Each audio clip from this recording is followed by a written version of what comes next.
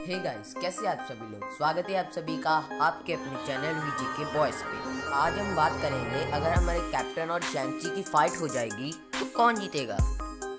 बिना देरी किए हुए आज की इस वीडियो को शुरू करते हैं एक छोटी सी इंट्रो के साथ।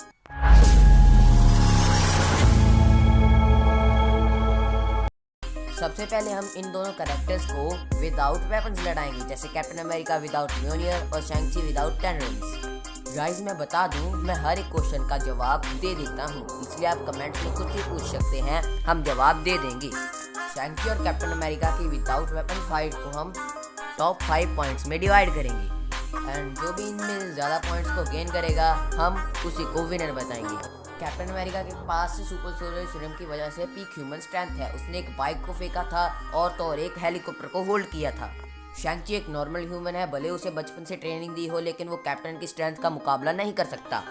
अब इसलिए स्ट्रेंथ का पॉइंट तो कैप्टन को ही जाता है। अब नेक्स्ट पॉइंट है स्पीड रिफ्लेक्सेस। कैप्टन भले ही 60 किलोमीटर पर आवर स्पीड से भागता हो, लेकिन ये पावर उसे तभी यूज होगी जब वो फाइट से भागना चाहेगा, क्योंकि रिफ्लेक्सेस के मामले में शैंग-ची का मुकाबला कोई नहीं कर सकता।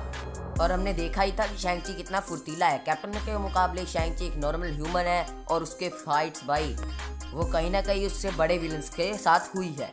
और तो और हमने मूवी में शैंग-ची को काफ़ी कम पिटते देखा, काफ़ी कम बार, क्योंकि उसका रिफ्लेक्सेस ही बहुत बढ़िया है।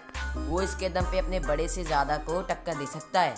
अगर मैं सिंपल भाषा में कहूँ तो स्पीड रिफ्लेक्सेस का पॉइंट शैंग-ची को ही जाता है। तीसरा पॉइंट है ड्यूरेबिलिटी।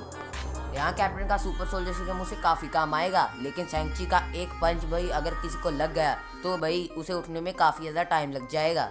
और कैप्टन का ड्यूरेबिलिटी भाई उसको काफ़ी ज़्यादा साथ देगी, क्योंकि हमने उसको बहुत ही बार खड़ा होता हुआ देखा है। सिचुएशन चाहे कैसी भी हो, कैप्टन उठ ही जाता है, जैसे कि एंड गेम में भी वो उठ ही गया था।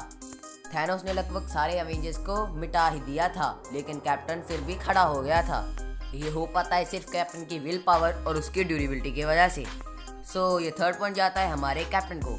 अब फोर्थ नंबर आता है फाइटिंग स्किल्स। लोगों को लगता है कि कैप्टन से बढ़िया फाइटिंग स्किल किसी की नहीं है, लेकिन शैंग-ची की तो भाई आप लोग बात ही मत करो। शैंग-ची को कोई भी फाइटिंग स्किल में नहीं हिरा सकता। कैप्टन को फाइटिंग स्किल इंप्रूव करने के लिए कोई भी ट्रेनिंग नहीं मिली थी, लेकिन वहीं शैंग-ची को भाई वो तो बचपन से ही ट्रेनिंग करता है। अब ये फोर्थ पॉइंट स्किल्स का पॉइंट जाता है शैंग-ची को। अब फिफ्थ और लास्ट पॉइंट है स्पेशल एबिलिटीज। कैप्टन एक सुपर सोल्जर है, बट फिर भी उसके पास कोई भी सुपर एबिलिटी नहीं है। स्पेशल एबिलिटी मतलब सुपर पावर्स की बात कर रहा हूँ। शैंग-ची भले एक नॉर्मल ह्यूमन है, लेकिन वो ची का यूज़ करता है। ची एक इंटरनल टाइप ऑफ एनर्जी है, जिससे शैंग-ची अपनी स्किल्स को इम्प्रूव करता है। हमने मूवी में देखा था कि द ग्रेट प्रोटेक्टर कालों के लोगों को कुछ स्पेशल एबिलिटीज़ देता है, और शैंग-ची की माया की वजह से ये एबिलिटी शैंग-ची के पास भी है। ये फिफ्थ पॉइंट जाता है शैंग-ची को। शैंग-ची वर्सेस कैप्टन अमेरिका में क्लियर विनर यहाँ पे शैंग-ची है। कैप्टन के पास भले ही म्योनियर है, लेकिन शैंग-ची के पास 10 रिंग्स है भाई, उसके आगे तो आप जानते ही हैं क्या होगा। आज के लिए इतना ही। आई होप कि आपको वीडियो अच्छी लगी हो। Thanks for watching, bye.